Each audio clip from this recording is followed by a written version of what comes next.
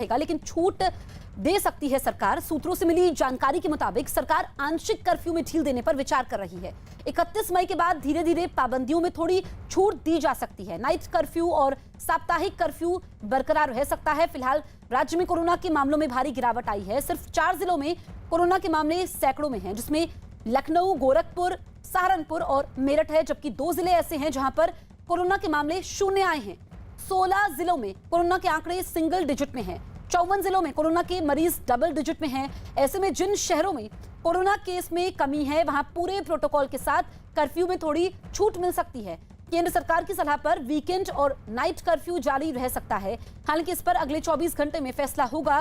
सूत्रों के मुताबिक यूपी सरकार अचानक से लॉकडाउन में पूरी तरह से छूट नहीं देना चाहती है, इसलिए अलग अलग चरण में कई तरह की गतिविधियों में छूट दी जाएगी। माना यह जा रहा है कि यूपी में शादी का सामान बेचने और गारमेंट्स की दुकानों को छूट मिल सकती है। साथ ही सभी तरह की कंस्ट्रक्शन वर्क से जुड़ी दुकानें भी खुल सकेंगी। इसके साथ ही 50% क्षमता के साथ दुकानें और रेस्टोरेंट खुल सकते हैं। वहीं सभी सेक्टर के प्राइवेट और सरकारी दफ्तर खुल सकेंगे। हालांकि इनमें अभी सिर्फ 33% कर्मचारी ही काम कर सकेंगे। वहीं शॉपिंग मॉल, सिनेमाघर, सलून और कंटेनमेंट जोन में पड़ने वाली सारी दुकानें बंद रहेंगी। वहीं सामाजिक, धार्मिक, राजनीतिक कार्यक्रम पर भी रोक ही रहेगी। अजीत हमारे सहयोगी लखनऊ से लाइव मौजूद हैं, सीधे उनके पास चलते हैं। अजीत, तो क्या ये माना जाए कि यूपी में जो कोरोना के मामलों में गिरावट आई है, अब यूपी भी धीरे धीरे अनलॉक की तरफ बढ़ेगा?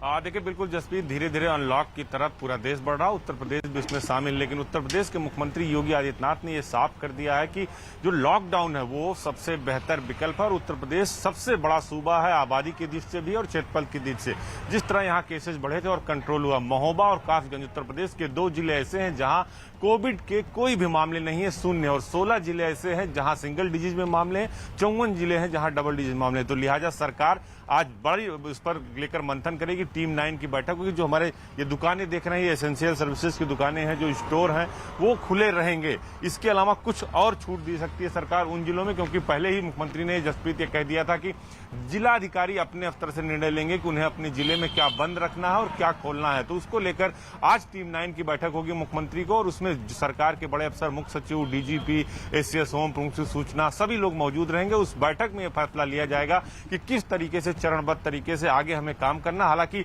लॉकडाउन अभी बढ़ाया जाएगा, जो खबर है सूत्रों के हवाले से, लेकिन कुछ जिलों में छूट दी जा सकती है जहां कोविड को पूरी तरह से कंट्रोल कर लिया गया। क्योंकि मुख्यमंत्री ने पहले भी कहा था कि हमें दूसरी लहर को तो रोकना ही है, साथ ही तीसरी लहर से बचना है। इसीलिए उन्होंने उत्तर प्रदेश के सभी मेडिकल कॉलेजों में 100 बेड के पीकू वार्ड और जिला अस्पताल में 50 बेड के पीकू वार्ड और 3 सामुदायिक स्वास्थ्य केंद्रों में हर जिले में 25-25 बेड के पीकू वार्ड बनाए हैं। और ऑक्सीजन आत्मनिर्भरता के लिए भी लगातार प्रदेश काम कर रहा है। तो लॉकडाउन में थोड़ी सी छूट दी जा सकती है जसप्रीत, शर्तों के साथ। अगर कोई तोड़ता है नियम तो उसके खिलाफ कार्रवाई भी होगी।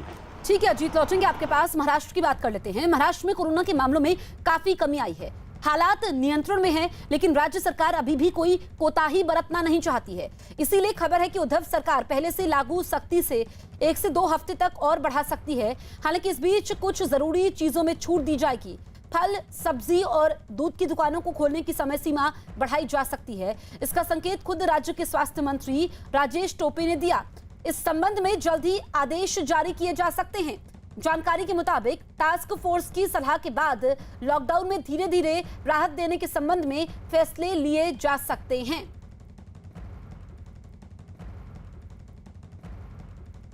एसेंशियल में जैसे आ गया कि भाई सब्जी मार्केट है। अब हम कोशिश ये कर रहे हैं, हमने ये बोल रखा है महानगर पालिका की जितनी बड़ी सोसाइटीज़ है, वो जो होलसेलर हैं उनसे टाई अप करो कि उनकी सोसाइटी तक का वो माल ले जा सके।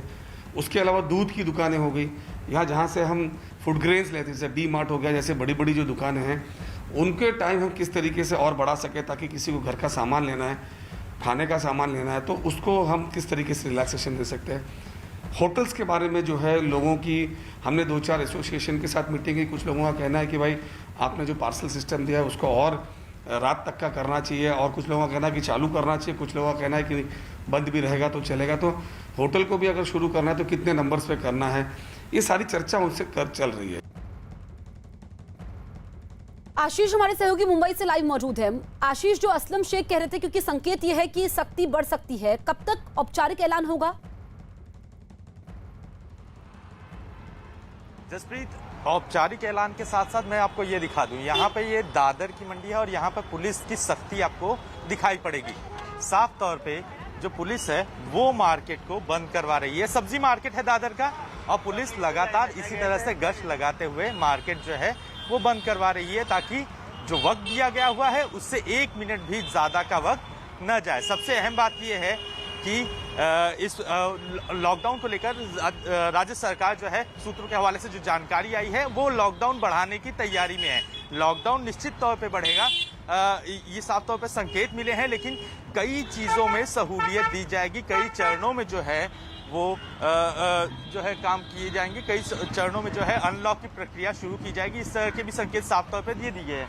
इस तरह से देखिए, पुलिस लगातार गश्त लगाती है वक्त पर और मार्केट को बंद करवाती है, यानी कि कहीं न कहीं जो मुंबई है उसमें वहां पर जो है सारी चीजें सुचारू रूप से चल सके, उसका ध्यान साफ तौर पे दिया जा रहा है। दूसरी बात सबसे अहम ये कि जो पॉजिटिविटी रेट है वो 10 से नीचे आया हुआ है, यानी मुंबई जो है कहीं ना कहीं वो कोरोना संक्रमण के मामले में जो है उसकी कमी आई है। और साथ ही साथ लेकिन साफ तौर पर राज्य सरकार की जो सूत्रों के हवाले से जानकारी यही है कि राज्य सरकार का कहना है कि मामले में कमी आई है, लेकिन इसका मतलब ये नहीं कि एहतियात जो है जो बढ़ती जा रही थी उसे छोड़ा जाए, लिहाजा लॉकडाउन कुछ दिनों के लिए और बढ़ाया जाएगा। सहूलियतें लोगों को दी जा सकती हैं, कुछ जो दुकानें हैं वो उनका वक्त बढ़ाया जा सकता है, स्थितियां जो है वो नियंत्रण में रखना जरूरी है, लिहाजा अनलॉक की प्रक्रिया जो है वो कई चरणों में शुरू होगी। ठीक है आशीष, लौटेंगे आपके पास। इस बीच महाराष्ट्र में पिछले 24